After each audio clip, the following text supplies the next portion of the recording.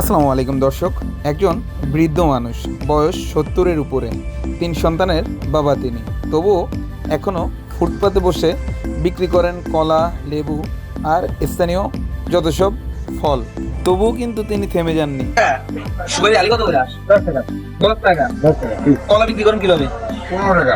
15 টাকা। 15 টাকা কি ডজন? ডজন। এই আলি 15 টাকা করে, মানে 4 টাকা করলে 15 টাকা।